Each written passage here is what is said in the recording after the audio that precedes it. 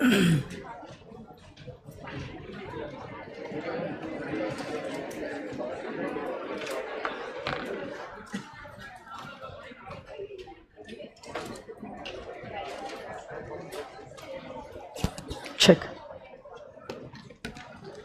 Okay. So very good morning to every one of you all. Good morning all my virtual students also. Great. चलो तो अभी तक जितना भी हमने कंपनीज एक्ट में किया है, पहले 2 मिनट में हम लोग उसको रिवाइज कर लेंगे और फिर हम लोग बढ़ेंगे आगे. ठीक है, आज का सेशन बहुत इंपॉर्टेंट सेशन है क्योंकि हम लोग एक बहुत इंपॉर्टेंट टॉपिक के ऊपर पढ़ने वाले हैं and that is a one person company. I think this is one of the favorite provisions of even the ICI. ICI ने literally हर दूसरे अटेम्प्ट पे OPC के बारे में सवाल जो है वो पूछा ही है. तो आज का session is really very important. Okay, but पहले हम लोग क्विक एकदम रैपिड रिविजन करेंगे और फिर हम लोग आगे बढ़ेंगे. ठीक है, आप लोग बताओगे on the basis of membership. आप लोग मतलब I also mean the virtual kids. So virtual kids you need to answer in the chat box. Okay, तो बताओ on the basis of membership companies are divided into 2 types. What are these 2 types? Private company and public. जो company private नहीं है वो company क्या है? तो अब पब्लिक कंपनी क्या होती है ये समझने के लिए पहले समझना जरूरी है what do you mean by a private company. Private company एक ऐसी कंपनी होती है जिसके 3 रिस्ट्रिक्टिव क्लॉजेस होते हैं. कौन से बोलो? LRP. L is for limitation on what? Number of 200 तक लिमिटेशन है. बट ये 200 की गिनती में joint holders will be considered as and employee members and ex-employee members will not be counted. R is for what? Restriction on what? Transferability of the shares. Private company में भी members क्या अपने shares को transfer कर सकते हैं? Prohibition है या restriction है? तो transfer कर सकते हो provided they have followed certain terms and conditions. P is for what? Prohibition on making a public issue. Private company क्या पब्लिक इशू कर सकती है? प्राइवेट कंपनी सिर्फ प्राइवेट प्लेसमेंट कर सकती है to a closed group of persons. Private company public issue नहीं कर सकती. तो अगर एसपीसी प्राइवेट लिमिटेड है, क्या एसपीसी प्राइवेट लिमिटेड कभी आईपीओ कर पाएगा? बट अगर एसपीसी को आईपीओ करना है, एसपीसी को पहले प्राइवेट लिमिटेड से लिमिटेड में क्या अपने आप को कन्वर्ट करना पड़ेगा. Only after which it can go for a public issue because private companies are prohibited. Prohibited मतलब बैंड. बैंड मतलब फॉरबिडन. आप ये चीज कर ही नहीं सकते हो, पॉसिबल ही नहीं है. रिस्ट्रिक्शन वाले इसमें क्या था? आप ये चीज कर सकते हो but there are certain terms and conditions that are going to attract. नहीं तो फिर ये चीज करना पॉसिबल है. बताओ between private and public, private यहां पे पब्लिक यहां पे, minimum number of members, minimum बेटा मिनिमम 2, यहां पर 7. ये प्राइवेट है ये पब्लिक है. मिनिमम मेंबर्स यहां पर, मैक्सिमम मेंबर्स यहां पर क्या रिस्ट्रिक्शन है? ट्रांसफरेबिलिटी पे. यहां पे शेयर्स आर फ्रीली ट्रांसफर. यहां पे आप पब्लिक इशू नहीं कर सकते, यहां पर आप पब्लिक इशू कर सकते. Very good. उसके बाद हमने लास्ट सेशन में किया था on the basis of liability. Companies are divided into 3 types. बताओ कौन से? Limited by shares, limited by guarantee and an unlimited company.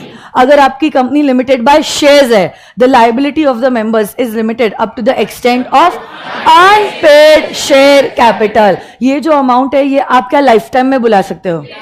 Can you also call it during the winding up? अगर आपके shares fully paid up shares है, क्या members की liability comes to an end? अब जैसे 10 रुपए का शेयर है, 10 रुपए का share fully paid up share है, क्या मेंबर की लायबिलिटी खत्म हो गई? अब आप वही मेंबर से और पैसा नहीं बुला सकते. और पैसा अगर चाहिए आप नए शेयर्स इशू करो, डिवेंचर्स इशू करो, बैंक में आप लोन लेके आओ, जो भी है फाइनेंशियल असिस्टेंस सीख करो, बट इन मेंबर्स से अब आप एक भी रुपया नहीं डिमांड कर सकते। उसके बाद मुझे बताओ, अगर आपकी कंपनी लिमिटेड बाय गारंटी है, मेंबर्स की लायबिलिटी कहां तक, कितने हद तक लिमिटेड होती है? Up to the guaranteed. Guaranteed amount कहां लिखा होता है? मेमोरेंडम ऑफ एसोसिएशन के लायबिलिटी क्लॉज में। बट ये जो गारंटीड अमाउंट है आप सिर्फ और सिर्फ कब बुला सकते हो? During the winding up. और अगर आपकी अनलिमिटेड कंपनी है तो क्या सीन है बताओ? अनलिमिटेड कंपनी में मेंबर्स की लायबिलिटी होती है unlimited, but this liability will arise only during the winding up, that too if the assets are falling short to repay the liabilities। तभी क्या आप ये पैसा बुला पाओगे? नहीं तो फिर आप ये पैसा नहीं बुला सकते। तो जितना शॉर्टफॉल है and the number of members, उसके हिसाब से प्रोपोर्शनेटली आप वो अमाउंट हर मेंबर से बुलाओगे, और ये पैसा आप बुला सकते हो only during the winding up. तो एक बार वापस से मुझे बताओ, लायबिलिटी किसकी लिमिटेड होती है? कंपनी की या उसके मेंबर्स की? मेंबर्स की लायबिलिटी होती है लिमिटेड। मुझे बताओ, कॉमन सील आज के जमाने में मैंडेटरी है या ऑप्शन है? लायबिलिटी किसकी लिमिटेड है? क्या कंपनी आर्टिफिशियल है या फिक्टिशियस है? क्या कंपनी का होता है परपेचुअल सक्सेशन? तो मेंबर्स के लाइफ और डेथ से क्या कंपनी की लाइफ अफेक्ट होती है? उसके साथ साथ क्या कंपनी का एक सेपरेट स्टेटस होता है in the eyes of law? So company can buy assets in its own name, it can incur liabilities in its own name, it can sue and be sued in its own name। Company अलग, members अलग, company अलग, directors अलग है ना, और company अलग, employees भी होते हैं अलग। So that's the beauty of a company form of organisation.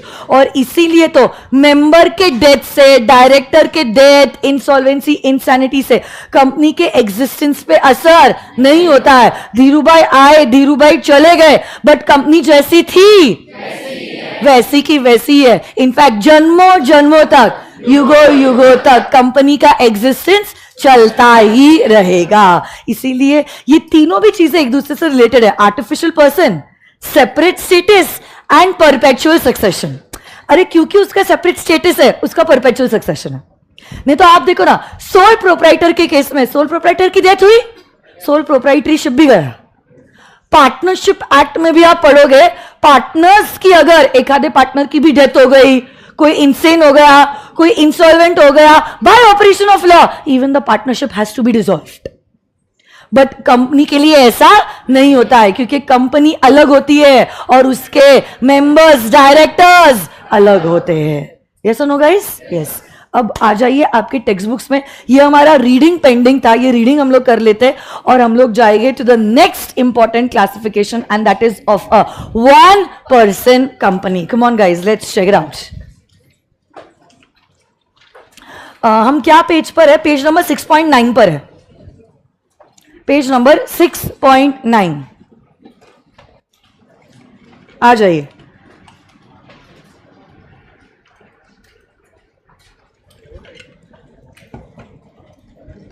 सो बताओ, on the basis of liability, come on guys, companies are divided into 3 types. कौन से ये 3 टाइप्स है बोलो? Limited by shares, limited by guarantee, और एक होगा अनलिमिटेड कंपनी। ये दोनों भी पेजेस हम रीड करेंगे और उसके बाद नए क्लासिफिकेशन की ओर बढ़ेंगे। पहली बात तो कंपनी लिमिटेड बाय शेयर्स, तो यहां पे liability of the members, liability of the देखो, लायबिलिटी मेंबर्स की लिमिटेड होती है, कंपनी की नहीं। Liability of the members is, हाँ ठीक है, of the company of course, is limited to what extent? To the amount of unpaid value on the shares held by them. अगर आपकी कंपनी लिमिटेड बाय शेयर्स है, 10 रुपए का share है, 6 रुपए दिए, बताओ कितने पैसे बुला सकते? बट अगर 4 रुपए बुला दिए, फाइनल कॉल कर दिया, और शेयर्स अगर फुल्ली पेड अप शेयर्स हो गए, क्या अब आप पैसा बुला पाओगे? क्योंकि shares are fully paid up, the liability has come to an end. Yes,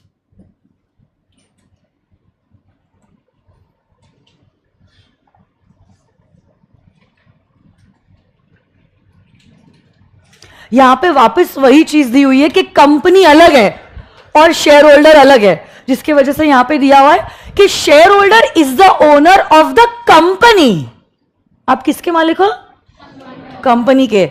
and you are not the owner of the company's assets. Company की एसेट्स क्या कंपनी खुद ओन करता है? कंपनी की लायबिलिटीज क्या कंपनी खुद इनकर करती है?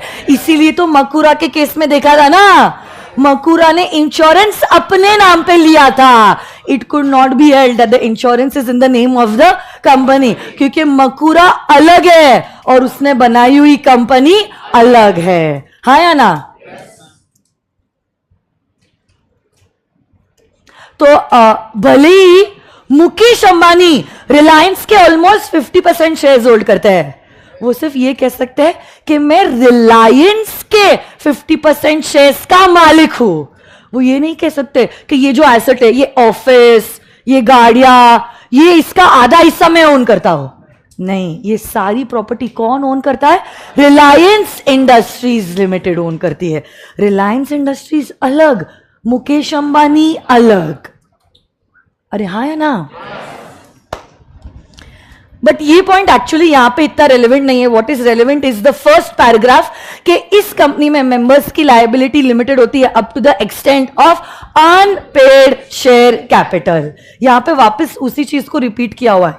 The ownership of the assets remain with the company, क्योंकि company is a separate legal person in the eyes of law. Okay, next. अगर क्या कॉल्स इन एरियर्स अगर हो गए, हाँ ठीक है। नहीं तो क्या होता है मैं आपको बताती हूँ। ये पूछ रहा मैम अगर कॉल्स इन एरियर्स है तब क्या सीन होगा? जब कभी भी कॉल्स इन एरियर्स होता है, हम उस बंदे को नोटिस भेजते हैं कि हे मेंबर, इस दिन तक आपको ये पैसा देना था जो आपने नहीं दिया है। चलो हम ऐसा मानेंगे आपसे गलती से मिस्टेक हो गई, आप आने वाले 10 दिनों में पैसा दे दो। आने वाले 10 दिनों में इसने पैसा दिया तो क्या बात है, अगर नहीं दिया हम उनके शेयर्स फॉरफीट करते हैं। ओके, जिसको कहते हैं फॉरफीचर ऑफ शेयर्स। जितना पैसा आपने दिया है वो भी सारा जब्त हो जाएगा। अब आपके शेयर्स भी गए और जितना कंपनी को पैसा दिया है वो भी खत्म, आपकी कहानी खत्म। अब ये जो शेयर्स है, कंपनी अगर चाहे किसी और को री इशू कर सकती है, उसको कहते हैं री इशू ऑफ फॉरफीटेड शेयर्स। ऐसी बात है और कोई दिक्कत नहीं है। तो हमने आपसे शेयर्स ले लिए और से फॉर एग्जांपल इसको शेयर्स दे दिए, उससे कंपनी को कुछ फर्क नहीं पड़ता है। हाँ, इनफैक्ट ज्यादा पैसा आएगा, company can make profit out of the same.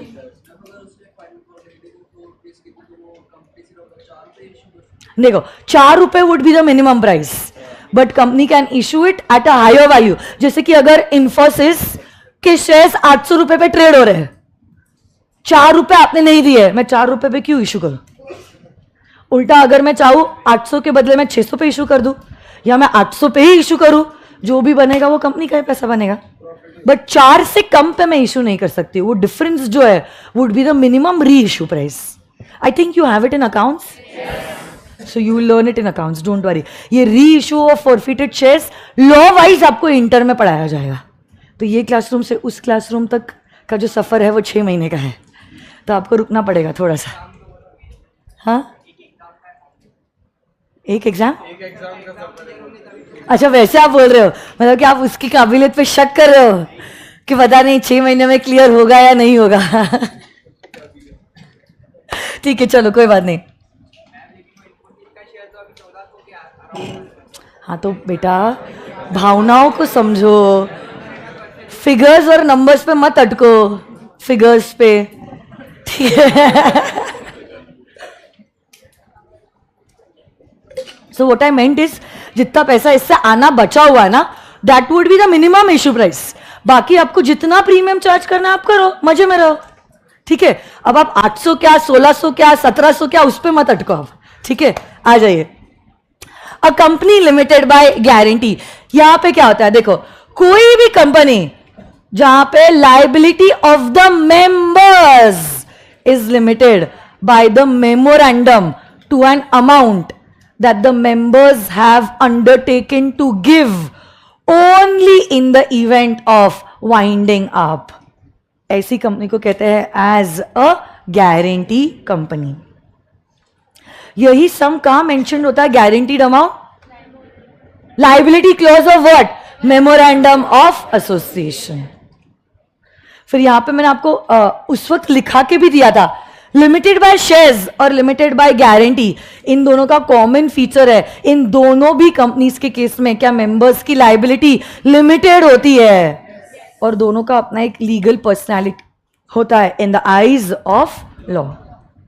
यहां पे लिमिटेड होता है up to the extent of unpaid share capital, बराबर है, और यहां पर लिमिटेड होता है up to the amount that is written in the memorandum of association. और डिफरेंस, ये सब कुछ मैंने लिखवाया आपको। डिस्टिंक्शन मतलब डिफरेंस। यहां पर पैसा बुला सकते हो only during the winding up, और यहां पे आप पैसा बुला सकते हो either during the life time और ड्यूरिंग द वाइंडिंग अप।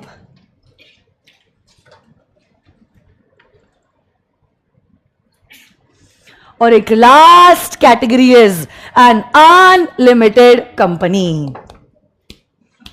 यहां पे तो the liability of the members is unlimited, there is no limit defined. आज हम डिफाइन भी नहीं कर सकते हैं, क्योंकि हमको नहीं पता कंपनी कब वाइंड अप होगी, और वाइंडिंग अप के वक्त भी एसेट्स कितने हो गए, लाइबिलिटीज कितने हो गए, कोई आइडिया नहीं है हमको। इसलिए हमने लिमिटेड मतलब लाइबिलिटी को हमने लिमिट किया ही नहीं है, कुछ डिफाइन किया ही नहीं है, कह दिया है ऐसी कंपनी में मेंबर्स की लाइबिलिटी कैसी है? अनलिमिटेड। तो the liability of each member extends to the whole amount of the company's debt and the liabilities which he will be entitled to claim from other members.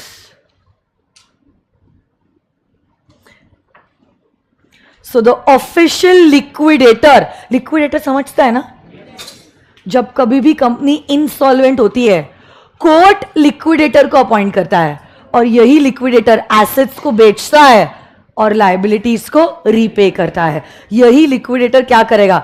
Members से पैसे demand करेगा towards the liabilities and the debts of the company, क्योंकि इन members की liability winding up के वक्त कैसी हो जाती है? Unlimited.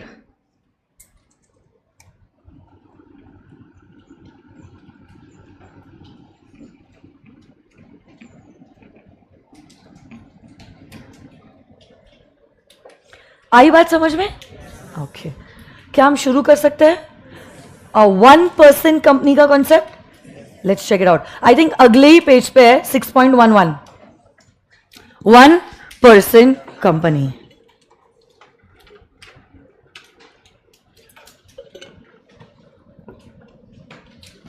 Trisha please wait, I already messaged. हाँ 1% कंपनी, नाम क्या है? वापस से रीड करो तो। 1% कंपनी। 1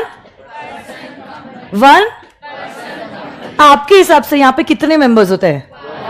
मिनिमम भी 1 एंड मैक्सिमम। इनफैक्ट आपकी स्क्रीन पे अब आपको डेफिनेशन नजर आ रही है, please read the definition, check it out guys. 1% company means a company which has only one person as a which has only as a minimum number of members 1 and maximum number of members भी 1 है। But आपको पता है एक important चीज, 1% company में minimum number of directors 1 है, but the number of maximum directors can be up to 15 तक डायरेक्टर्स हो सकते हैं इन अ 1% कंपनी। थोड़ा थोड़ा मुझे बताओ, मैंने आपको बताया है थोड़ी बहुत चीजें, तो थोड़ी हम समझाते जाएंगे जैसे जैसे पीपीटी आगे बढ़ेगा। Minimum number of members public company में कितने हैं? पब्लिक कंपनी में sir, private company OPC. Maximum number of members public company, there is no limit, private company and OPC. Along with that देखो और एक चीज मुझे बतानी है, ये हु कैन बी आपको नहीं है। Minimum number of directors public company में 3, प्राइवेट कंपनी 2, 4 कहां से है? 2, 3, 4 एंड OPC 1. बट मुझे आपको एक चीज बतानी है. According to section 149 subsection 1 of the Companies Act, maximum number of directors allowed in an OPC is 15. In fact, कोई भी कैटेगरी की आपकी कंपनी हो, प्राइवेट, पब्लिक या OPC, 15 तक डायरेक्टर्स हो सकते हैं. कंपनी फॉर्म ऑफ ऑर्गेनाइजेशन में क्या ओनरशिप अलग है और मैनेजमेंट अलग है? अरे बोलो ना. ओनर कौन होता है? Share holders, members. But director क्या करते हैं? मैनेज करते हैं. डे टू डे अफेयर्स कौन देखता है? डायरेक्टर्स. मुझे बताओ ना, अगर मैंने रिलायंस के शेयर्स होल्ड किए, उस दिन कुछ बच्चे बोल रहे थे जिन्होंने कुछ शेयर्स होल्ड किए थे कोई कंपनी के. सपोज मैंने रिलायंस के शेयर्स होल्ड किए, आप में से कोई है जिसके पास रिलायंस के शेयर्स है? आपके पास है, ग्रेट. और वहां पे पीछे किसी के पास है. तो आप कौन हो बताओ? आप शेयर होल्डर हो या मेंबर हो? हाँ, मतलब शेयर होल्डर मेंबर एक ही है. आप शेयर होल्डर हो या डायरेक्टर हो? Share holder. मतलब क्या आप रिलायंस के मालिक हो? हाँ. बट मुझे बताओ, अभी कुछ टाइम पहले ही मुकेश अंबानी ने एक डील स्ट्राइक की थी विद डिज्नी हॉटस्टार. ओके, तो ये डिज्नी हॉटस्टार से डील स्ट्राइक करने के पहले क्या मुकेश अंबानी ने आपको कॉल किया था? नहीं. करना चाहिए. आप मालिक हो. नहीं, वो मेल आता है. मेल किस चीज का मेल आता है? कि भाई ये डील होने वाला है तो हम कर सकते हैं कि नहीं, मतलब. अच्छा, AGM के लिए वोटिंग आता है. बट मुझे बताओ, डिसीजन तो उन्होंने लिया होगा ना. तो डिसीजन लेने के पहले, डायरेक्टर्स ने डिसीजन लेने के पहले या ऐसा सोचने के पहले, क्या मुकेश जी ने आपको कभी कॉल किया है? उन्होंने बोला था. अरे आप ओनर हो, आप अपने आप को कम समझ रहे हो? नहीं, कम नहीं. मालिक हो आप, कंपनी के मालिक. हम कम नहीं समझ रहे. तो फिर ऐसे क्यों बोल रहे हो? वो हमें कॉल क्यों करेंगे? अरे क्या अरे यार, बताओ मुझे.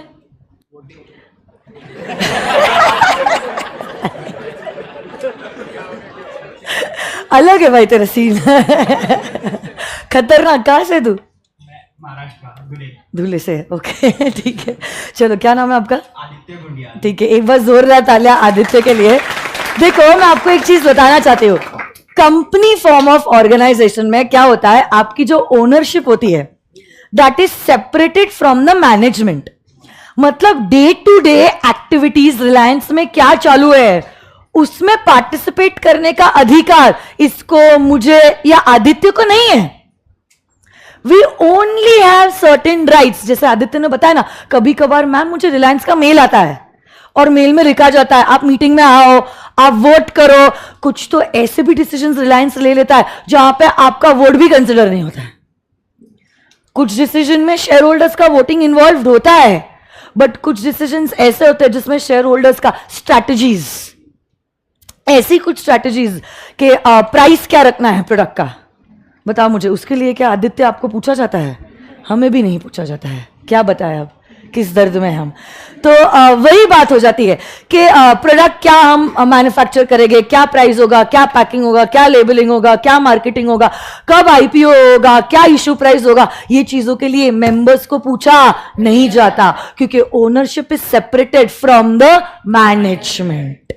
डे टू डे अफेयर्स जो होता है वो कौन संभालता है?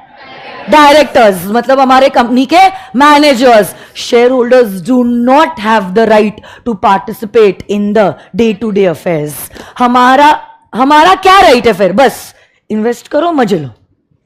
साल भर मुकेश अंबानी हमारे लिए काम करेंगे.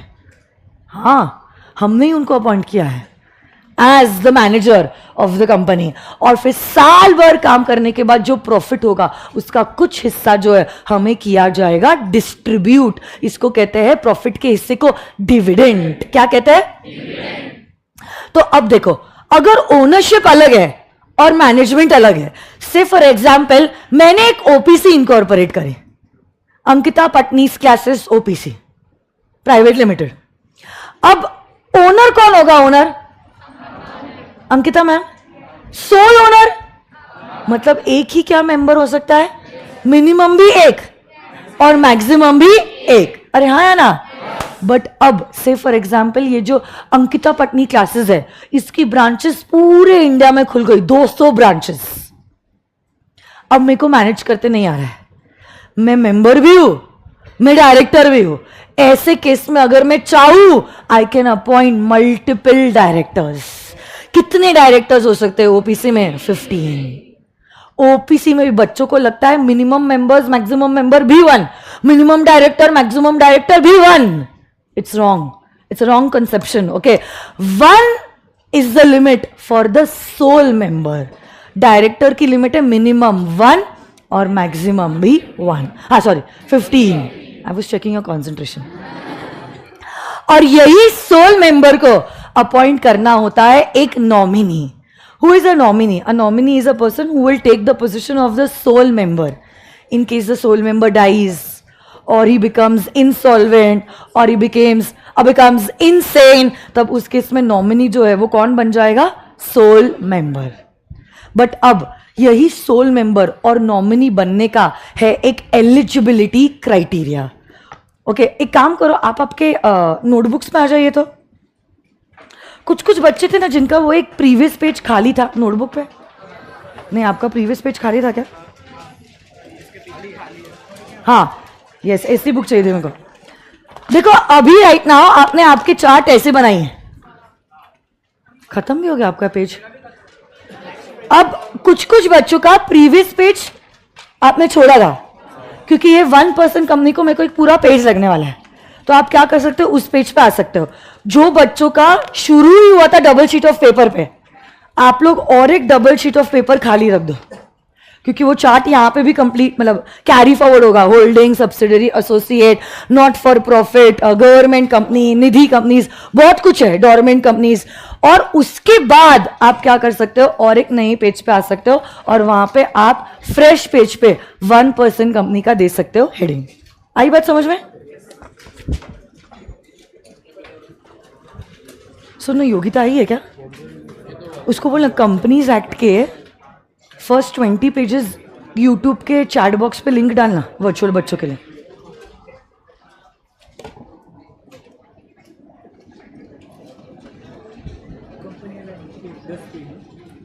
बीस कंपनीज एक्ट के, सीए फाउंडेशन नई बुक की कंपनीज एक्ट के फर्स्ट 20 पेजेस डिस्क्रिप्शन में भी डाल दे और लिंक में उसको पिन करने बोल देना ये चैट में।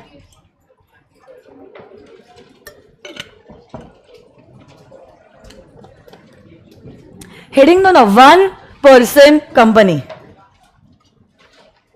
वर्चुअल किड्स नोट्स जो है मैंने स्टाफ को बोला है 2 ही मिनट का समय देना, आपको चैट बॉक्स में लिंक पिन हो जाएगी। कैपिटल की लिमिट कितनी होती है? Lokesh, there is no limit on the capital also. 1% company जितना कैपिटल इंट्रोड्यूस करना चाहता है उतना कैपिटल वो कंपनी में इंट्रोड्यूस कर सकता है। आपने हेडिंग दिया 1% कंपनी, उसी के नीचे उसकी डेफिनेशन लिखो ना, 1% company. Come on guys, 1% company के लिए एक पेज काफी है। 1% company means a company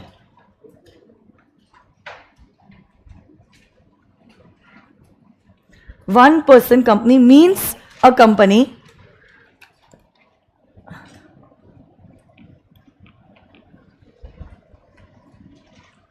which has only one person as a member, which has only one person as a member.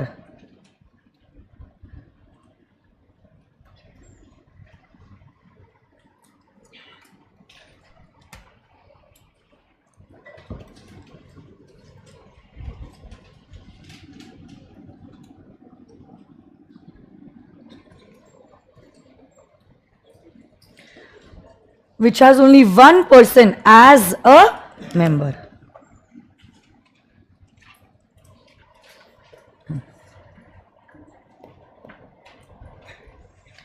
अब सुनो, who is eligible to become this sole member और the nominee? एक बात तो मुझे बताओ, ओपीसी में एक काम करो, ऐसा चार्ट आप बना ही लो, ऐसा चार्ट बनाओ, आप देख लो जैसे मैंने क्या क्या बनाया इधर। यहाँ पे डायरेक्टर, एक जगह नॉमिनी आएगा, एक जगह आएगा मेंबर।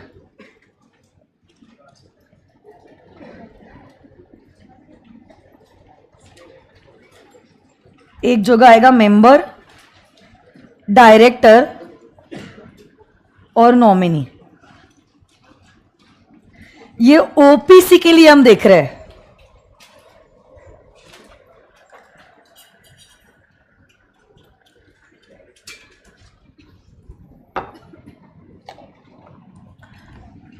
यहां पे बताओ minimum number of member OPC में कितने हैं?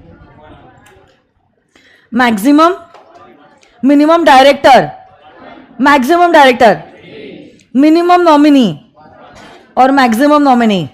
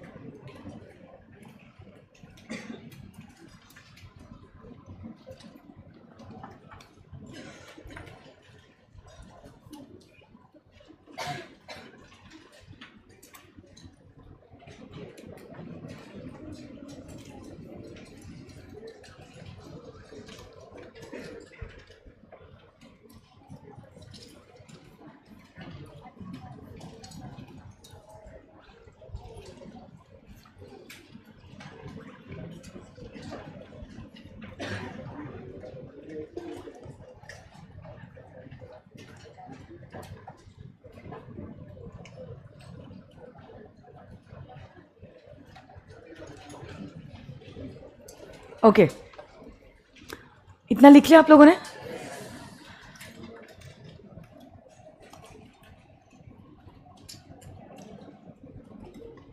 ओके, तो मेरा ये सवाल था, who is eligible? Who is eligible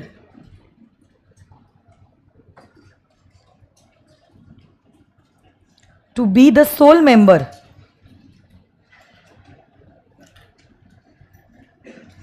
or the nominee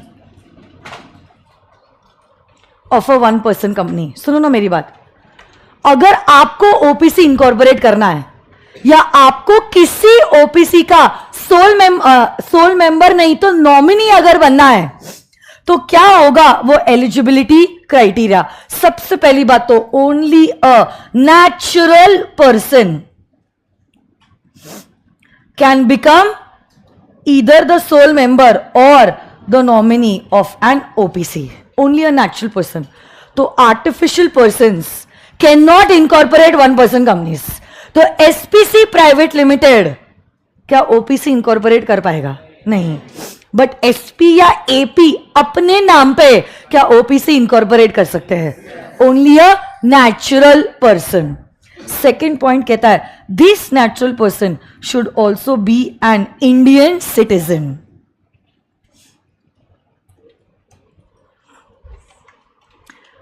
you should also be an Indian citizen. और तीसरा पॉइंट कहता है which is a very good amendment that was introduced, now whether you are a resident or otherwise does not really make a difference. You are a resident or otherwise does not really make a difference. You can still incorporate an OPC. मतलब अब आज के time पे सुनो ना मेरी बात, even if you are a non-resident but आप natural person हो, आप इंडियन सिटीजन हो तो आप क्या ओपीसी इनकॉर्पोरेट कर पाओगे? अरे देखो, इसकी बेस्ट एग्जांपल हो सकती है प्रियंका चोपड़ा. हाँ, देसी गर्ल. प्रियंका चोपड़ा जो है, is she a natural person? अरे बोलो ना, is she N Indian citizen? Yes, she is an Indian citizen. But अभी right now मुझे बताओ, after she got married, is she a resident in India or is she a non-resident? बस उड़ते उड़ते आती है, उड़ते उड़ते चली जाती है. हार्डली कुछ दिनों के लिए वो इंडिया में रहती है. She is not a resident in India, but is she दिल से Indian? Is she N Indian citizen? Is she an actual person? वो ओपीसी इनकॉर्पोरेट भी कर सकती है और किसी के ओपीसी के वो नॉमिनी भी बन सकती है. अरे बोलो ना. अरे अपने घरों में भी ऐसा होता है यार. कितने ही अपने घर वाले जो इंडिया के बाहर जाके सेटल हो जाते हैं. है किसी के घर में ऐसे कोई? मेरे तो घर में है. आप लोगों में से कोई नहीं है? कहां पर अंकल है? कहां पर है? जर्मनी, कनाडा, कहां? लंदन. कौन है? मामा. और रशिया, थाईलैंड, कहां? वियतनाम. Okay, Vietnam. तो अब मुझे बताओ, जो भी है आपके मामा, मासी, अंकल, क्या ये नेचुरल पर्सन है और क्या ये इंडियन सिटीजन है? But they are not residents in India. आपको पता है, कुछ साल पहले तक यहां पर जब एक्ट आया था तो कहा था आपको अगर ओपीसी इनकॉर्पोरेट करनी है या नॉमिनी बनना है, natural person, Indian citizen, and you should be a resident of India. अब ऐसे लोग जो इसके अंकल, इसके मामा, इसके चाचा, भैया, इसके भैया जो है, अब आप या प्रियंका चोपड़ा जो है, आप बताओ मुझे, हम जैसे भारतीय इंडियन सिटीजन्स जब इंडिया के बाहर जाते हैं, फिर भी दिल से and by our roots we are still connected to the country. आज नहीं तो 5 साल बाद, 5 साल बाद नहीं तो 10 साल बाद हम सोच सकते हैं कि हम वापस से इंडिया में आकर बिजनेस करें. वहां पे जाके जॉब कर लिया, खूब पैसा कमा लिया, एक्सपीरियंस मिल गया, बट वापस से घर पे ही आना है. और यहां पर आके अगर बिजनेस करना है तो फिर मोदी जी कहते थे नो नो, आप देश छोड़ के चले गए ना, हम आपको अलाउ नहीं करेंगे बिजनेस करने के लिए. Only residents of India can do business. But फिर देखो, मोदी जी जब फॉरेन कंट्रीज में जाने लग गए, वो देखने लग गए कि फॉरेन कंट्रीज में भी कितने सारे इंडियंस है जो सेटल्ड है, अच्छा काम कर रहे हैं, अच्छा पैसा कमा रहे हैं, तो इनसे बेहतर और सोर्स क्या हो सकता है फॉरेन करेंसी इंडिया में लाने का? तुरंत लगेज एक्ट में अमेंडमेंट लाया और कह दिया आज के बाद अगर आपको ओपीसी इनकॉर्पोरेट करनी है, बस आपको नेचुरल पर्सन और इंडियन सिटीजन होना है. Even if you are not settled in India and you are a non-resident, Priyanka ji, फिर भी आप इंडिया में ओपीसी इनकॉर्पोरेट कर सकते हो या किसी के ओपीसी की आप नॉमिनी बन सकते हो. आज फर्क नहीं पड़ता है आप रेसिडेंट हो या रेसिडेंट नहीं हो. रेसिडेंट तो ओपीसी इनकॉर्पोरेट कर ही सकता है, वो तो सवाल ही नहीं उठता है, वो तो नॉर्मल कोर्स में. बट आज अमेंडमेंट के बाद हम कहते हैं even a non resident. Priyanka ने वहां पे जाके बहुत मूवीज, बहुत सीरीज बनाए हैं, बहुत पैसा कमाया है, बट पैसा कमाने के बाद उनको लग रहा है इंडिया में आके बिजनेस करना चाहिए, इंडिया में एम्प्लॉयमेंट देना चाहिए, इंडिया में पैसा बनाना चाहिए. आज प्रियंका जी अगर चाहे इंडिया में आके क्या ओपीसी के रूप में बिजनेस कर सकती है, या उनका जो रियल ब्रदर है उसकी ओपीसी की क्या वो नॉमिनी बन सकती है. क्योंकि आज फर्क नहीं पड़ता है प्रियंका चोपड़ा रेसिडेंट है या नॉन रेसिडेंट है. She should only be a natural person and an Indian citizen. Of course this is a thing not to be told, you should also be a major, because only a major person has the powers to enter into contracts, and that is why a minor cannot incorporate a one person company. NR मतलब non resident, PC हो तो मैंने लिखा है Priyanka Chopra, Priyanka Chopra Jonas.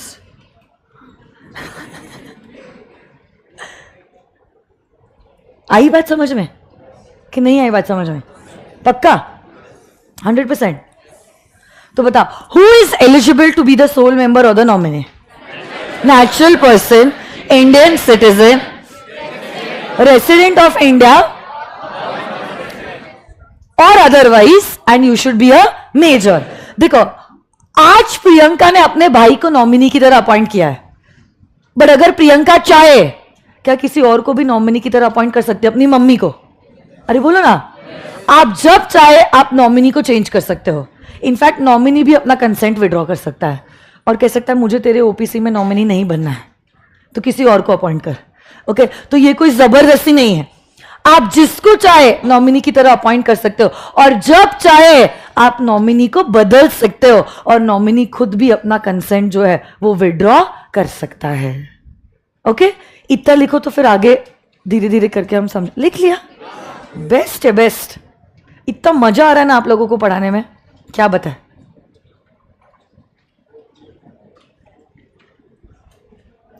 तो एक बार वापस से बोलो, बिगर देखे बोलने की कोशिश करो. Who is eligible to be the sole member or the nominee of an OPC? बोलो. Natural person, Indian citizen, whether you are a resident or otherwise, and you should be a major. OPC में minimum number of members, maximum, minimum director, maximum director. क्या nomination करना compulsory है? Minimum nominee, maximum nominee one ही हो सकता है क्योंकि वही बंदा सोल मेंबर की जगह लेने वाला है. कैसे मल्टीपल नॉमिनीज करोगे आप? अरे हाँ है ना, क्या आप नॉमिनी को बदल सकते हो? क्या नॉमिनी खुद अपना कंसेंट विड्रॉ कर सकता है? और कुछ छोटे छोटे 4-5 पॉइंट्स है, फिर ये section comes to an end. एक समय पे ओके, एट वन टाइम. इसकी कुछ बुलेट्स बना रही हूं, कुछ रैंडम पॉइंट्स है. At one point, a person can become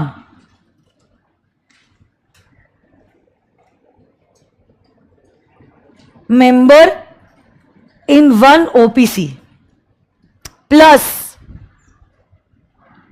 nominee in one OPC. इससे ज्यादा कॉम्बिनेशन पॉसिबल नहीं है. सुनो ना, एक समय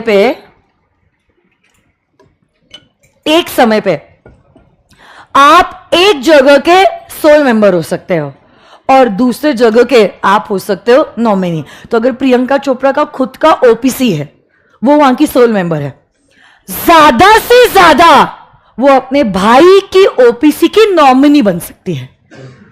आप 2 ओपीसी के सोल मेंबर, 2 ओपीसी के नॉमिनी आप नहीं बन सकते. मतलब मैं अपने नाम पे 10 ओपीसीज नहीं इनकॉर्पोरेट कर सकती हूं. As a natural person I can incorporate only 1 OPC. ज्यादा से ज्यादा I can be the nominee of another OPC. उससे ज्यादा कॉम्बिनेशन पॉसिबल नहीं है. I can be the member in 1 OPC and a nominee in another OPC. आप बोलोगे ma'am अगर नॉमिनी की डेथ हो गई और आप सोल मेंबर बन गए, मैंने आपको बोला था ना आपको डाउट आएगा भी तो आप रोक लो अपने आप को. ये सारे डाउट्स क्लियर हो जाएगा, don't worry. I know what doubts will come. This is my 26th batch of my career. तो एक्सपीरियंस कुछ अच्छी चीज के लिए ही काम में आएगा. सुनो, इसका क्या डाउट है मैं आपको बोल देती हूँ. उसको पूछे बगैर मुझे पता है उसका क्या डाउट है. ये ओपीसी का ये सोल मेंबर है और इस ओपीसी का ये कोई दूसरा सोल मेंबर है जिसका ये नॉमिनी है. ये दोनों बंदे सेम है. समझा क्या आपको? ये एक ओपीसी है जिसमें ये बंदा सोल मेंबर है और ये दूसरे ओपीसी कोई फीमेल जो सोल मेंबर है उसका ये बंदा कौन है? ये दोनों पर्सन कौन है? सेम है.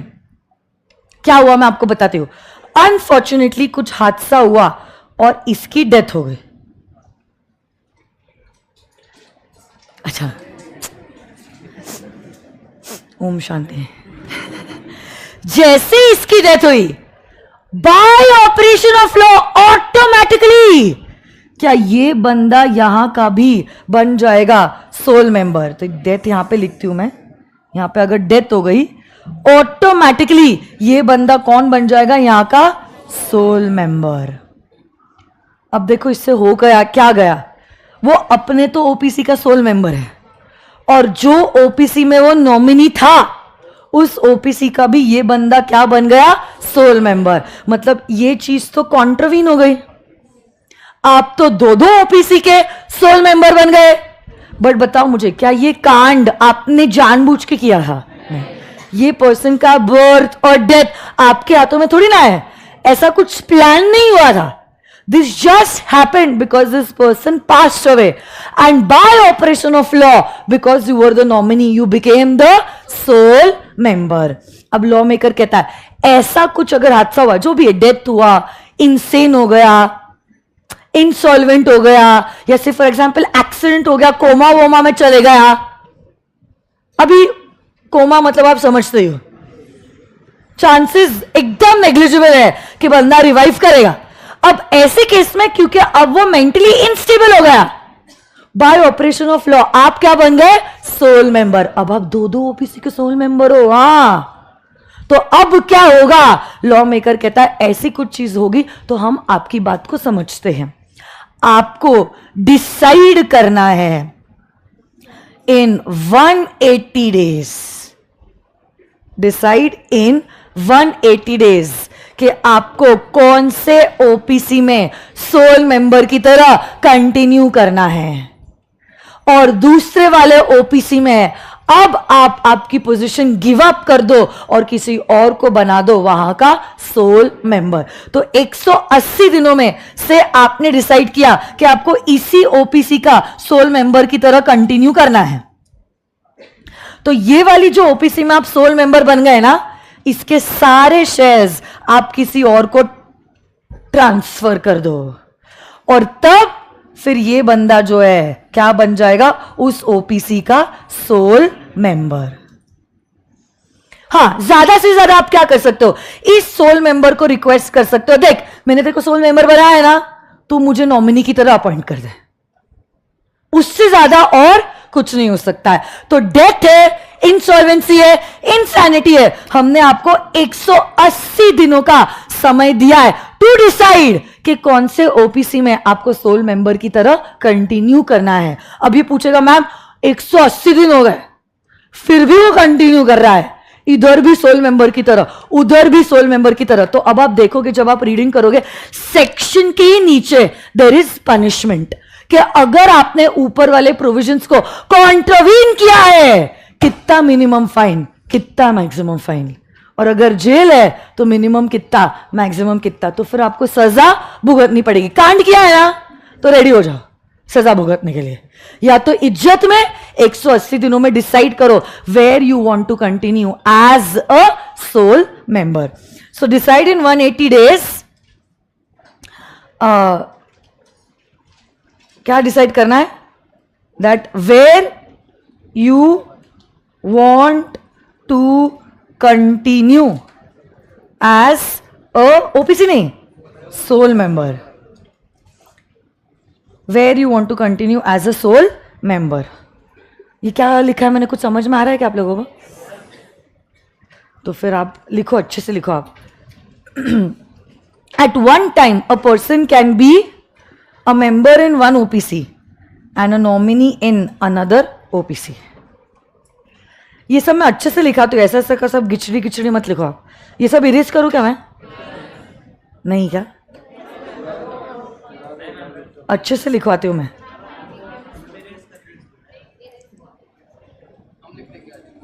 ठीक है, मैं यहां पे बाजू में लिख लेती हूं. सो यहां पे क्या हुआ? इन केस ऑफ डेथ of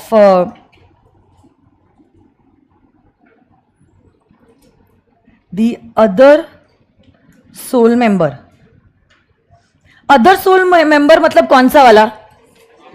वो जिसमें आप नॉमिनी थे. समझा ना आपको? So in case of death of the other sole member,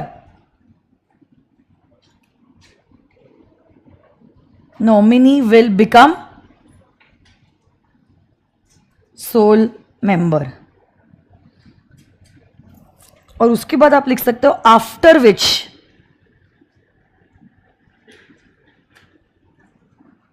he has to decide.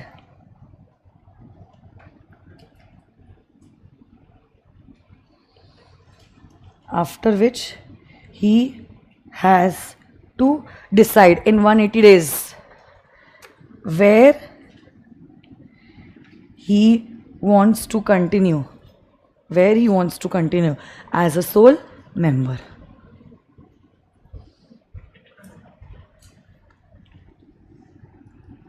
कुछ सुधारने की कोशिश की है मैंने, बट आप अच्छे से लिखना.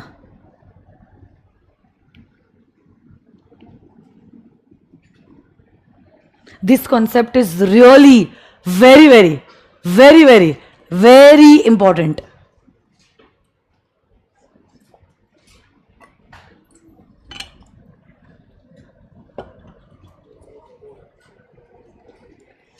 आपको समझ में आ रहा है मैंने क्या लिखा है?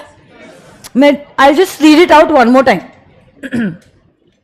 At one time, a person can be member in one OPC and nominee in another OPC. Suppose दूसरे वाले OPC में सोल मेंबर की डेथ हो गई तो नॉमिनी बन जाएगा सोल मेंबर. अब वो दो OPCs का सोल मेंबर बन गया, इसीलिए उसके बाद उसको क्या करना पड़ेगा? उसको 180 दिनों में डिसाइड करना पड़ेगा कि उसको कौन से OPC में कंटिन्यू करना है एज अ सोल मेंबर. और बस 3 ही बातें बची रह गई है, फिर खत्म ये सेक्शन. जितना ये सेक्शन फाउंडेशन लेवल में इंपॉर्टेंट है, उतना ही इंपॉर्टेंट CA इंटर में भी है.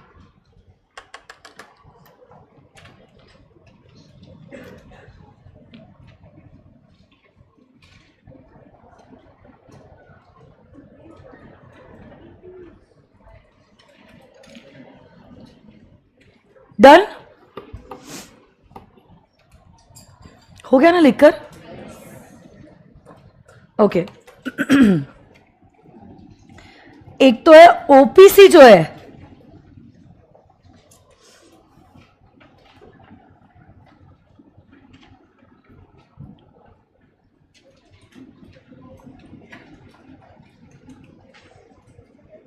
it cannot be incorporated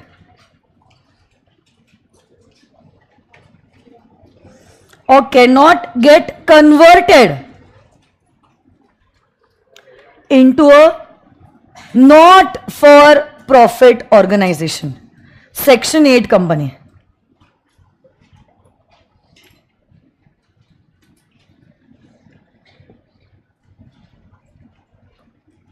OPC cannot be incorporated और cannot be converted into a section 8 company. Section 8 के बारे में खैर हम कल पढ़ने वाले हैं, बट मैं आपको बताती हूं हल्की सी झलक. सुनो ना, सेक्शन 8 कंपनीज वो कंपनीज होती है जिनको हमने प्रॉफिट कमाने के लिए इनकॉर्पोरेट नहीं किया है.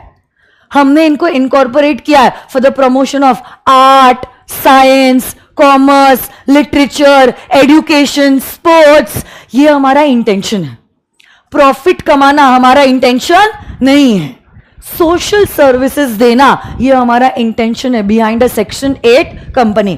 अब आप ही बताओ, अगर सेक्शन 8 कंपनी का इंटेंशन प्रॉफिट कमाना नहीं है, सोशल सर्विस करना है, क्या हमने कंपनीज एक्ट में इन कंपनीज को बहुत सारे प्रिविलेजेस देने चाहिए? बोलो ना. आपने कोई कंपनी इनकॉर्पोरेट की है सपोज, और कंपनी इनकॉर्पोरेट करने के पीछे का इंटेंशन आपका प्रॉफिट कमाना नहीं है, आपने कंपनी क्यों इनकॉर्पोरेट की है? सोशल सर्विस के लिए. सोशल सर्विस मे बी ये वॉर के जो विक्टिम्स है उन लोगों को आप क्लोथिंग दे रहे हो, फूड दे रहे हो, समझ रहे हो आप? तो मे बी विमेन, किड्स, इन सब लोगों को आप फूड सप्लाईज दे रहे हो, क्लोथ सप्लाईज दे रहे हो, जो भी है. आपने क्यों इनकॉर्पोरेट कंपनी को किया है? प्रॉफिट कमाने के लिए, धंधा करने के लिए, या सोशल सर्विस के लिए? ऐसी एंटिटीज को हमको एनकरेज करना चाहिए या डिस्करेज? और इसीलिए कंपनीज एक्ट ने सेक्शन 8 कंपनीज को बहुत सारे प्रिविलेजेस दिए हैं. Privileges in what sense? कि आप बहुत सारे मतलब सेक्शंस में आपको एग्जेम्पशन है. एग्जेम्पशंस मतलब आपको छूट है, आपको वो सेक्शंस फॉलो करने की जरूरत नहीं है. हम आपके ऊपर इतनी स्ट्रिक्टनेस नहीं ला रहे हैं, थोड़े से लीनियंट है आपके ऊपर, क्योंकि आप अच्छा काम कर रहे हो. आप अपने से पहले दूसरों के बारे में सोच रहे हो, ऐसा आपका इंटेंशन है. तो हम भी आपके ऊपर 470 सेक्शन क्यों लगाए? हमने सारे सेक्शन आपके ऊपर नहीं लगाया है. हमने क्या किया है? आपको बहुत सारे सेक्शन से दी है छूट. और OPC भी जो है ना, OPC एक तो प्राइवेट कंपनी होता है OPC, और प्राइवेट कंपनी के साथ साथ ओपीसी को अपने आप में बहुत सारे प्रिविलेजेस और एडवांटेजेस है। अब अगर ओपीसी सेक्शन 8 कंपनी की तरह इनकॉर्पोरेट हो गया तो उसको double privileges, double exemptions, double छूट मिलने लग जाएगी। बट दोनों भी लड्डू नहीं मिल सकते हैं, या तो खा के पछताओ या तो बिगर खा के पछताओ, है ना। तो ऐसी वो बात है, और इसीलिए कहा है ओपीसी जो है ना ही वो सेक्शन 8 की तरह इनकॉर्पोरेट हो सकती है और ना ही अपने आप को सेक्शन 8 कंपनी में कन्वर्ट कर सकती है। So OPC can not be incorporated और can not be converted into a section 8 company. Logic समझ में आया? वाई वॉट तो लिख दिया है, वाई समझा क्या? डबल प्रिविलेजेस, डबल एग्जेम्पशंस हम आपको देना नहीं चाहते हैं, इसलिए कह दिया OPC can not be incorporated और converted into a section 8 company. Next, OPC जो है it can not carry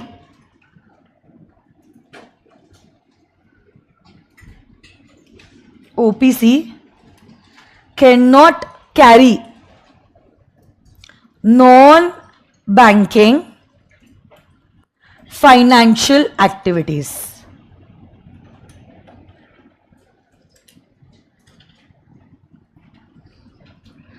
Non-banking financial activities. NBFCs के बारे में सुना है? बजाज फाइनेंस क्या करता है? बजाज फाइनेंस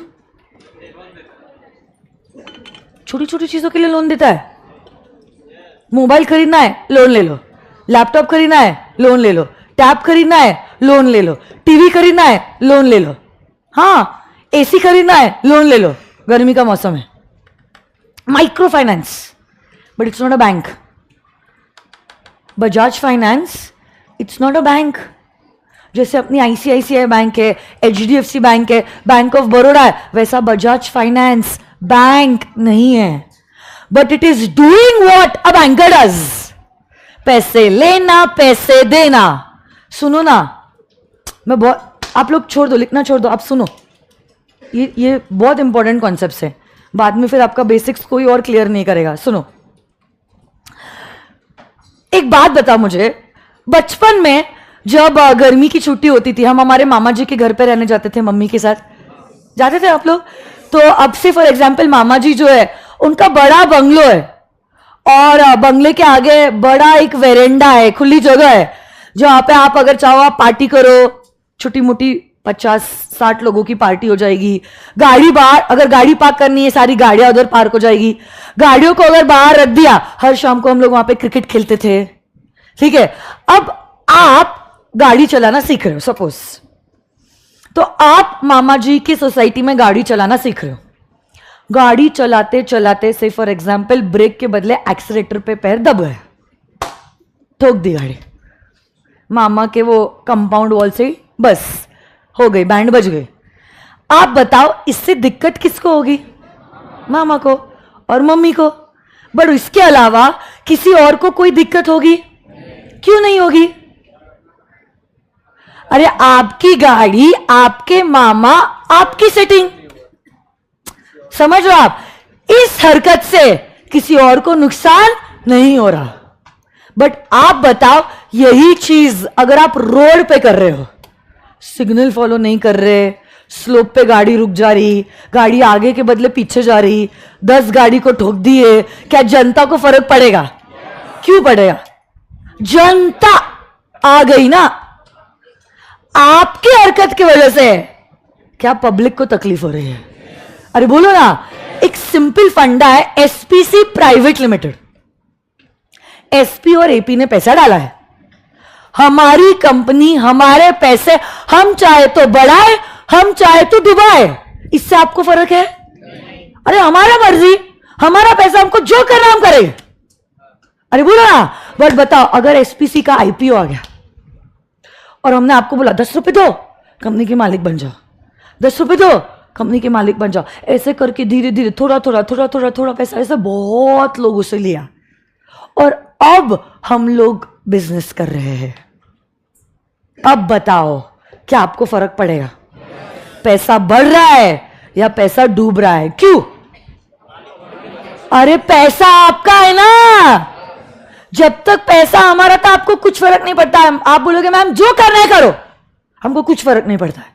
बट जैसे ही पैसा जनता का आ गया, बताओ क्या आपको फर्क पड़ेगा?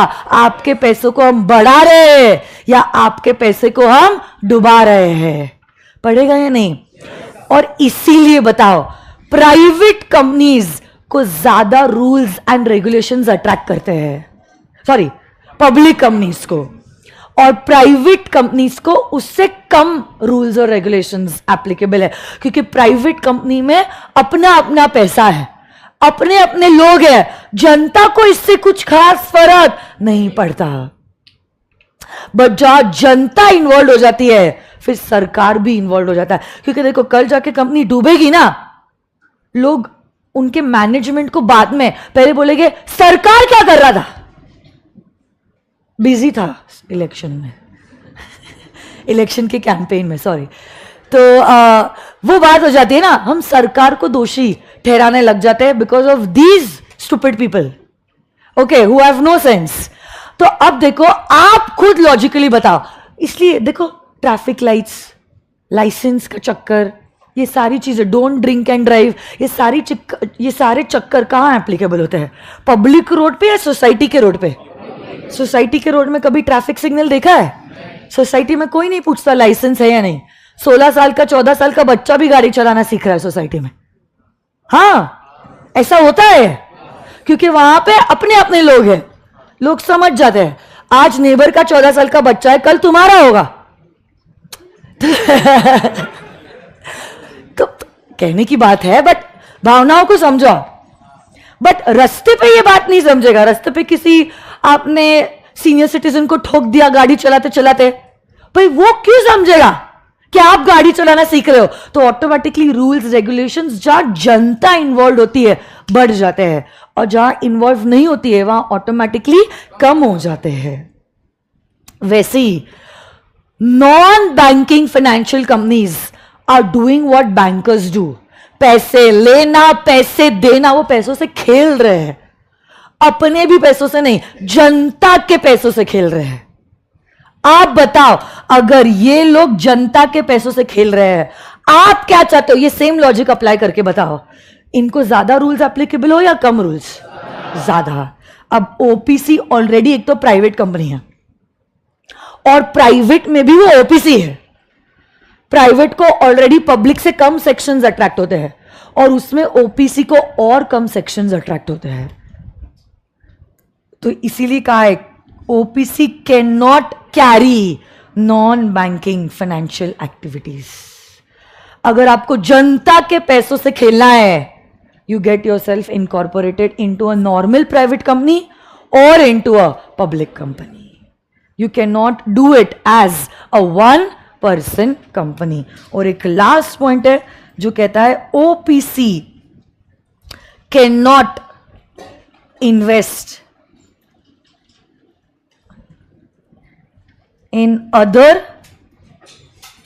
body corporates।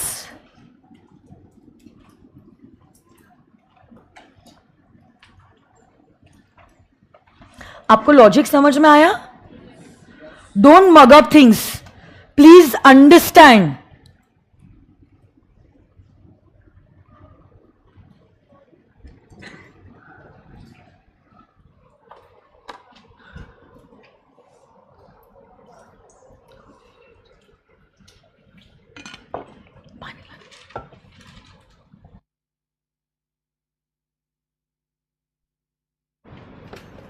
So OPC can not invest in other body corporates. जो भी पैसा है आपके ओपीसी में ही बना रहेगा।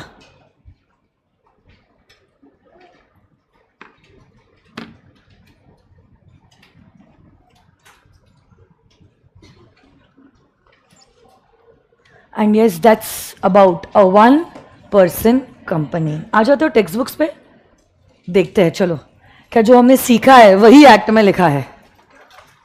Let's check it out.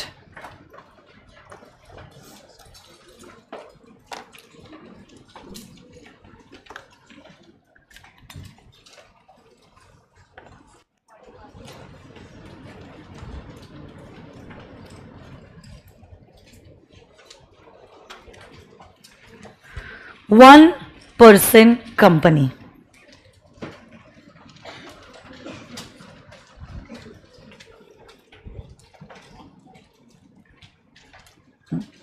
So definition देखो, 1% company मतलब क्या? 1% company is a company which has only one person as a member. एक है, देखो डायरेक्टर तो 15 भी हो सकते हैं. So OPC is always a private limited company with a minimum paid up share capital as may be prescribed. There is nothing that is prescribed. तो आपको जितना पैसा लाना है आप उतना पैसा ला सकते हो. Significant points बताओ. 1% company has only one person as a member. There is no limit for the minimum paid up share capital. आपको मेमोरेंडम में एक पर्सन का नाम बताना होता है जो मेंबर के डेथ या इंसॉल्वेंसी या इनकैपेसिटी पे बन जाएगा सोल मेंबर. इन शॉर्ट यहां पे लिख दो नॉमिनेशन करना कंपलसरी है. यहां पे आप क्या लिखोगे? Make nomination. Make nomination.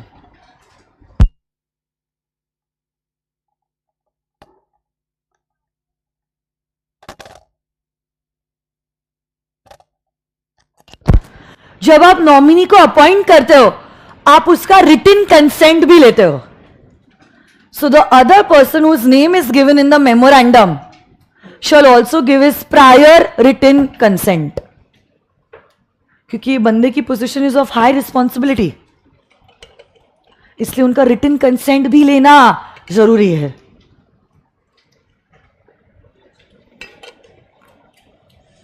किसका कंसेंट ले रहे हो आप लोग? नॉमिनी का. किसका?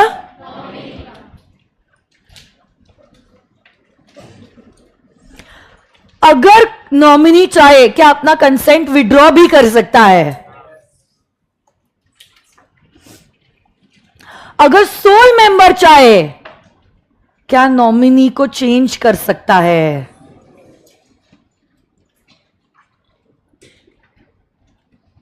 अब कौन बन सकता है नॉमिनी या सोल मेंबर? बताओ. Only a natural person who is a Indian citizen whether you are a resident in India और अदरवाइज. और रेसिडेंट इन इंडिया को हमने डिफाइन किया है. सुनो ना, रेसिडेंट मतलब who has stayed in India for not less than 120 days. ये किसकी डेफिनेशन है? रेसिडेंट की. अरे बट बताओ मुझे, आज अगर आप इंडिया में 20 दिन भी रहे हो साल भर में से तो आप ये कैटेगरी में आ जाओगे ना, नॉन रेसिडेंट में. और क्या नॉन रेसिडेंट भी ओपीसी इनकॉर्पोरेट कर सकता है? तो आज के जमाने में टेक्निकली फर्क नहीं पड़ता आप इंडिया में 10 दिन रहे हो, 100 दिन रहे हो, 200 दिन रहे हो या 365 डेज के 365 डेज रहे हो. फर्क पड़ेगा या नहीं पड़ेगा? नहीं पड़ता. हमने भले ही रेसिडेंट को डिफाइन किया है बट क्या फर्क पड़ेगा? Because even a non resident can incorporate an OPC. You are eligible to incorporate an OPC और become the nominee of a OPC.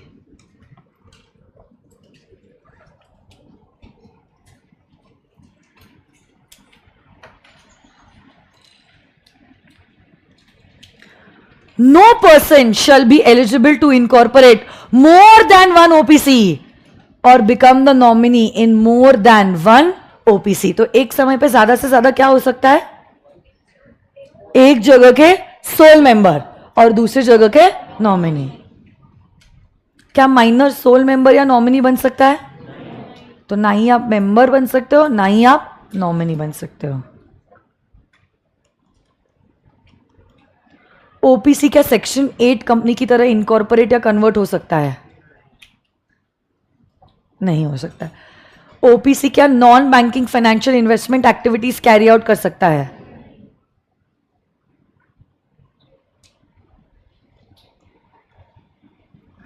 और ये जो सोल मेंबर है वो खुद मेंबर भी रह सकता है और डायरेक्टर भी रह सकता है, उसमें कोई दिक्कत नहीं है.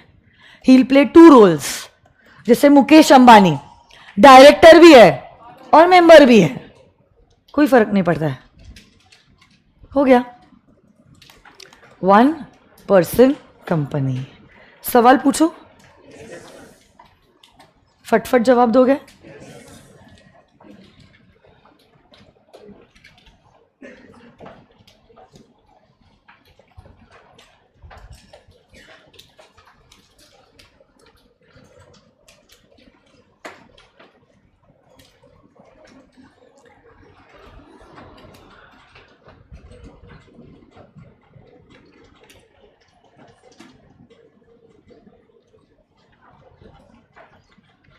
बताओ, ओपीसी के केस में minimum number of members, maximum, minimum director, maximum directors.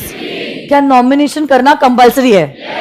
Nominee minimum, maximum. क्या आप नॉमिनी को निकाल सकते हो? क्या नॉमिनी खुद अपना कंसेंट विड्रॉ कर सकता है? क्या नॉमिनी अपॉइंट होने के पहले आपको उसका रिटन कंसेंट लेना पड़ेगा? अलॉन्ग विद दैट नॉमिनी के बारे में क्या आप मेमोरेंडम में भी लिखते हो? आप ओपीसी के सोल मेंबर या नॉमिनी कब बन सकते हो? एलिजिबिलिटी क्राइटेरिया बताओ. Natural person, Indian citizen, whether you are a resident or otherwise and you should be a major.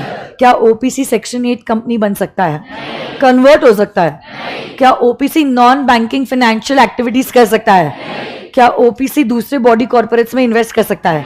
क्या वही पर्सन मेंबर और डायरेक्टर दोनों रह सकता है? पक्का? 100%.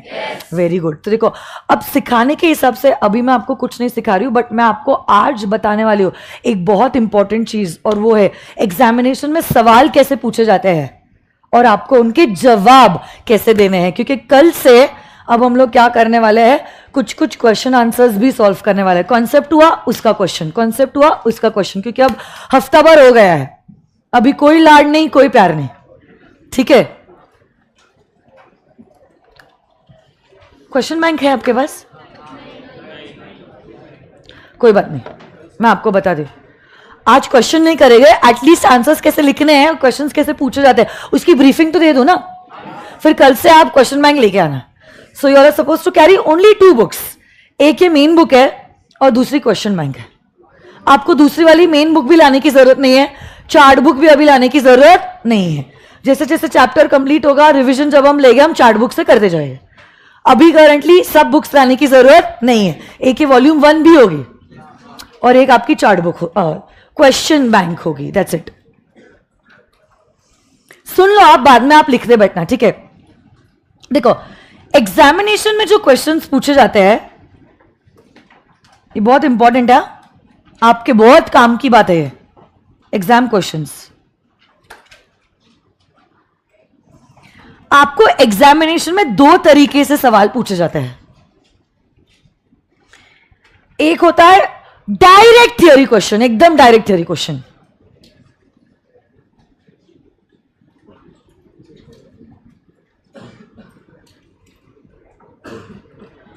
और दूसरा होता है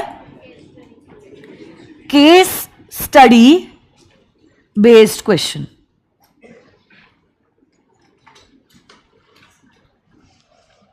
अब डायरेक्ट थियोरी क्वेश्चन मतलब क्या? जैसे आप बचपन में 8, 9, 10, 11, 12 में आपने देखा था, डायरेक्ट थियोरी क्वेश्चन इंस्टीट्यूट पूछ लेगा. एग्जाम्पल, इंस्टीट्यूट बोलेगा what are the features of a company. This is a direct theory question. Okay? Example, what are the features of a company. अब अगर ऐसा सवाल इंस्टीट्यूट ने पूछा है, a direct theory question, suppose this is your answer paper. Okay? तो ऐसे सवालों का जवाब अगर आपको देना है, आप कैसे दोगे?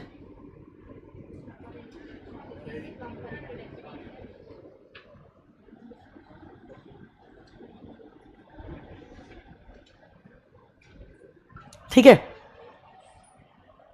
तो डायरेक्ट थियोरी क्वेश्चन है, आपको आंसर पॉइंट वाइज फॉर्मेट में देना है, और आपके पॉइंटर्स का अगर आपके पास कोई हेडिंग है, नथिंग लाइक इट, हेडिंग दो एक्सप्लेन करो, हेडिंग दो एक्सप्लेन करो। तो यहां पे आप लिखोगे फीचर्स ऑफ अ कंपनी, ये आपका आंसर है। सबसे पहली बात तो you have to draw a small margin besides the main margin, तो ये आपका मेन मार्जिन है। मेन मार्जिन के बाजू में एक छोटा मार्जिन आप ड्रॉ करोगे। मेन मार्जिन में सबसे पहले डायरेक्टली आंसर लिखने मत शुरू करो, पहले आप लिखो आप कौन से सवाल का जवाब दे रहे हो। तो आप लिखो जैसे कि आंसर नंबर 1, इसका जवाब आप दे रहे हो। फिर आप लिखो features, following are the features of a company, ऐसा लिख सकते हो, following are the features of a company. एक एक करके फिर आप यहां पे पॉइंट दोगे, 1 2 3 4 और 5, और आप पॉइंट का हेडिंग दोगे, जैसे कि यहां पे आपने लिखा है may be common seal,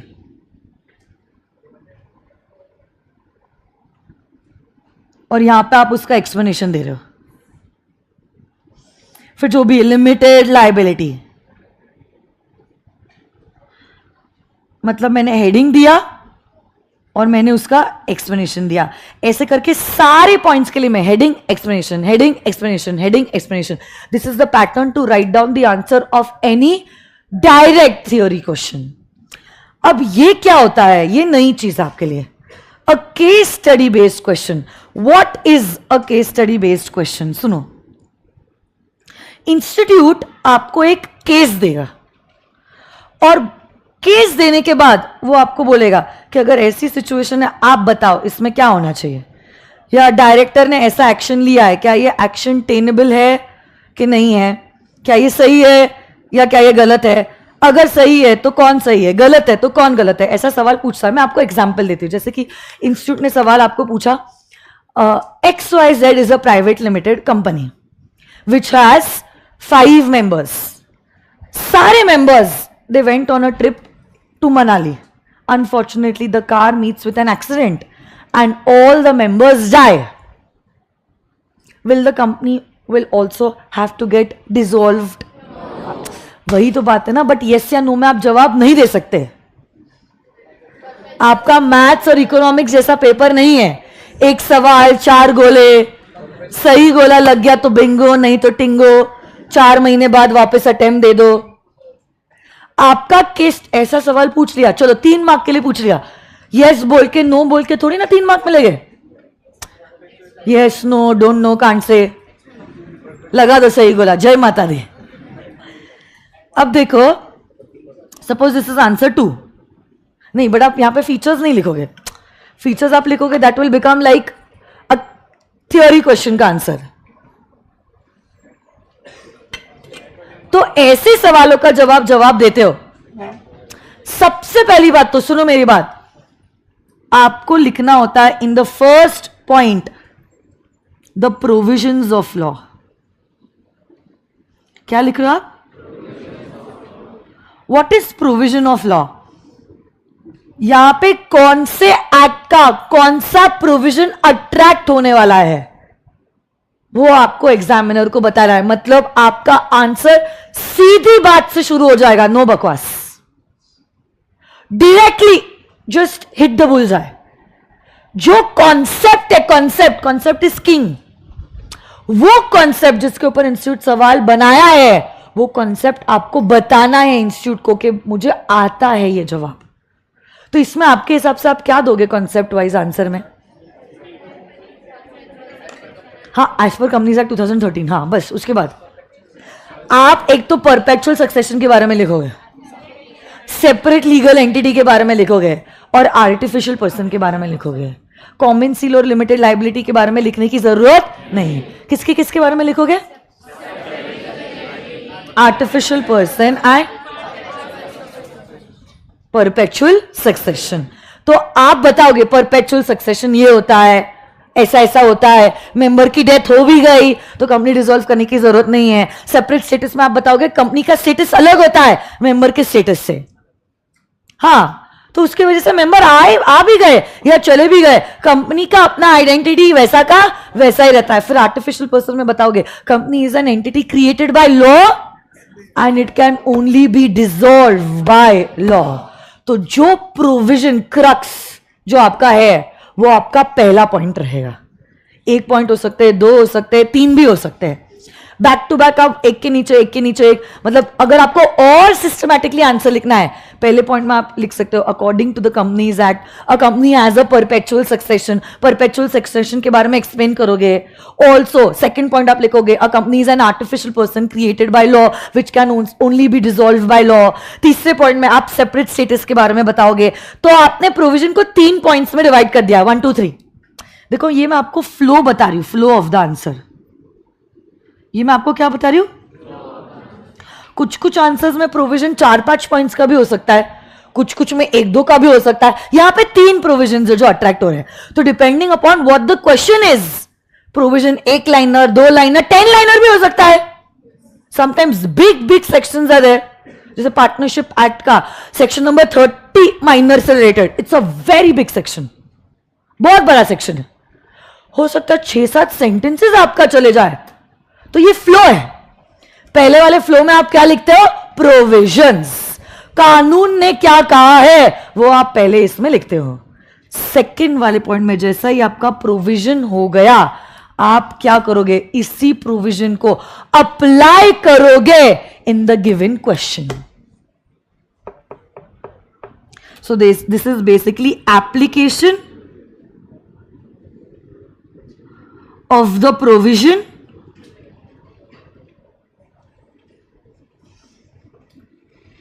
in the given facts या on the given facts लिखना चाहिए।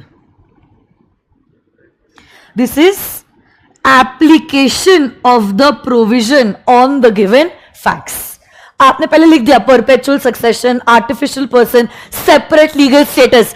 अब आप बोलोगे in the given case ABC Private Limited has 5 members, though all of them passed away, their shares will be transmitted to their legal representatives and their legal representatives will become the members of the company। आपने क्या किया, इन provisions को apply किया है इन facts के ऊपर जो institute ने क्वेश्चन में दिया है। और उसके बाद the last point in your answer is going to be the conclusion. और आप बोलोगे because of the reason stated above we may conclude that ABC private limited need not be dissolved and it will continue as a corporate entity. ऐसा आपका flow होता है answers का। आई बात समझ में?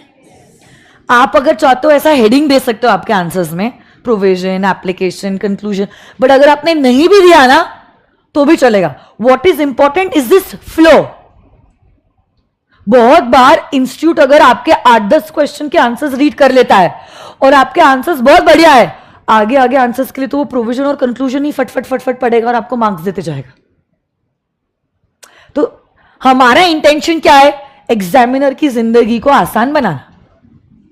जितनी उसकी जिंदगी आसान बनाई उतनी आसान वो आपके लिए बनाएगा। डायरेक्ट प्रोपोर्शन, आपने उसको तकलीफ दी वो आपको तकलीफ देगा, एज सिंपल एज दैट। तो इसलिए जितना देखो, अभी हैंडराइटिंग सुधारने की तो उम्र चली गई, अभी वो पॉसिबल है? I don't think so it's possible. कुछ नहीं होने वाला है, 2-4 दिन होगा, आधे घंटे के लिए होगा, बाकी बैक टू स्क्वायर वन। तो अभी जिस पे हम काम कर सकते हैं is only the presentation part. तो इसलिए प्रेजेंटेशन बहुत इंपॉर्टेंट है, स्पेशली चारों सब्जेक्ट्स में से आपके फाउंडेशन में लॉ के लिए। आपका इकोनॉमिक्स और मैथ्स तो सॉर्टेड है, सब गोला गोला है, कोई दिक्कत नहीं है। अकाउंट्स भले ही सब्जेक्टिव है but that's a practical paper, handwriting का इतना चक्कर है नहीं। बट यहां पर एक तो पेपर थियोरी और ऊपर से सब्जेक्टिव। सबसे बड़ा challenge is the paper of law. आपकी राइटिंग ही अगर ऐसे जलेबी जैसी है तो भाई बैंड बजने ही वाली है आपकी। सेम कंटेंट आपने लिखा है, सेम कंटेंट आपके दोस्त ने लिखा है, बट उसका प्रेजेंटेशन बेटर है, उसको मार्क्स ज्यादा मिलेगा। और ये पक्की बात है, क्योंकि ह्यूमन टच आ जाता है। Your maths and economics papers are checked by OMR machines, but your accounts and law papers are checked by humans. जहां human आया, there is a possibility of error, there is a possibility of emotion and the environment. So इसलिए we need to be very careful, not only on the learning, presentation, but every small aspect and every detail has to be catered to. Okay? तो आपके first page पे आपने कुछ जगह छोड़ी थी ना, मैंने आपको बोला था यहां पे आप लिखोगे how to present the answers.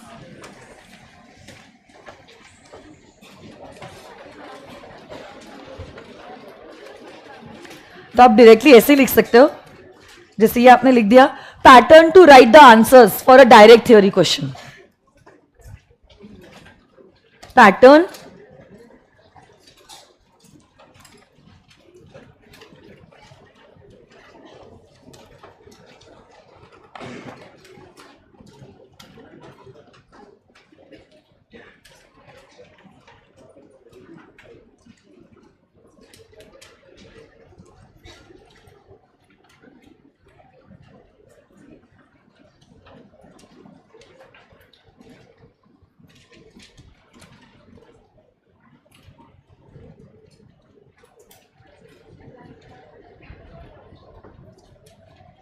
क्या लिख रहे हो आप? Pattern to write down the answers for direct theory questions.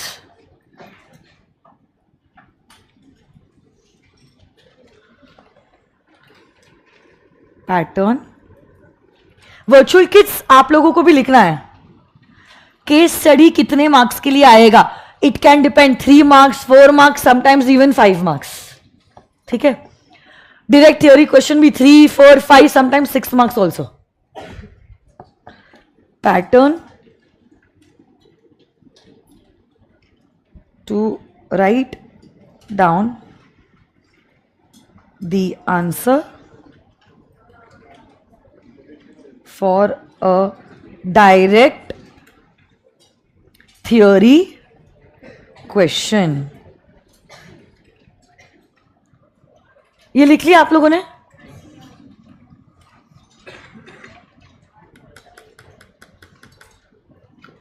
आपके एग्जामिनेशन में कितने सवाल पूछे जाएंगे? वैसे तो अभी ये जो जून में पेपर होगा उसके बाद ज्यादा क्लैरिटी आएगी, बट यूजुअली 100 मार्क का पेपर 100 मार्क का नहीं होता है, 116 मार्क का होता है। So with options it's 116 marks, जिसमें से question number 1 is compulsory, and out of the remaining 6 questions you're supposed to attempt 5 questions. तो every question has a bunch of questions. ऐसा होता है। मैं बताऊंगी, पहले आप 1-2 क्वेश्चन से सॉल्व करो, दैट इज बहुत लंबे की बात। संभालो अपने आप को।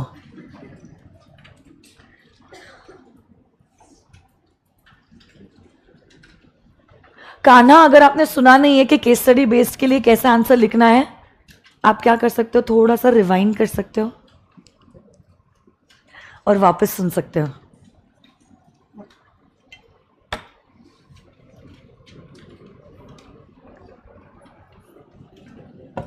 हो गया क्या?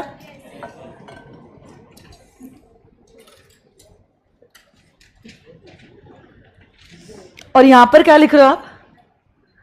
साइड लू क्या इसको? नहीं लिखा अभी तक आपने? अरे सिर्फ पैटर्न लिखना है, ऐसे छोटा मार्जिन ड्रॉ करना।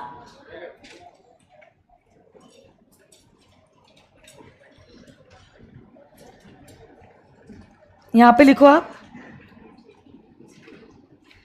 Pattern to write the answer for a case study based question.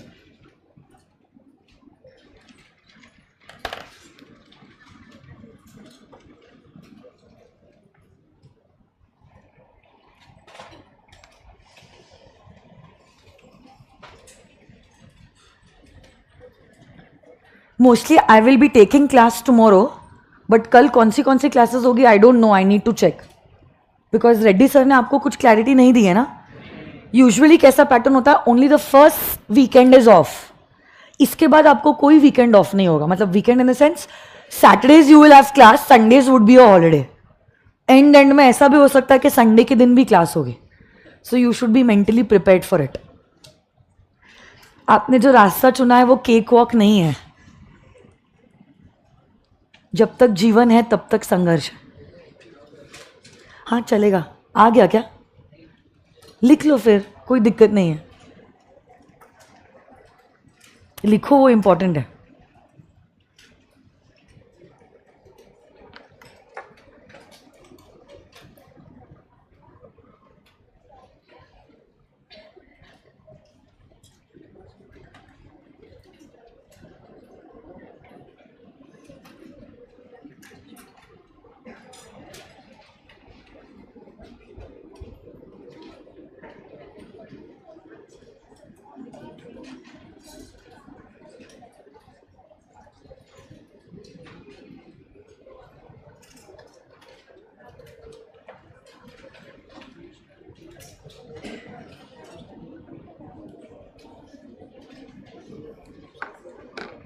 Done.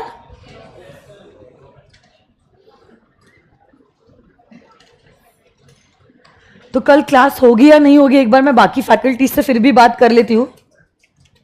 दो भी फैकल्टीज अगर हाँ बोल लेते हैं तो फिर I take the class with somebody else. I am not quite sure कि क्या कुछ आइडिया है. तुझे नहीं हो गया आइडिया?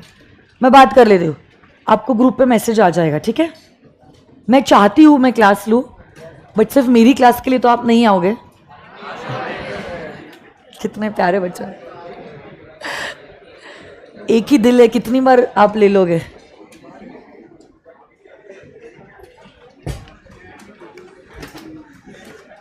बहुत टाइम बाद ऐसी अच्छी बैच मिली है. चलो ठीक है. Thank you so much my dear lovely students. I let you know about tomorrow. Okay, bye bye.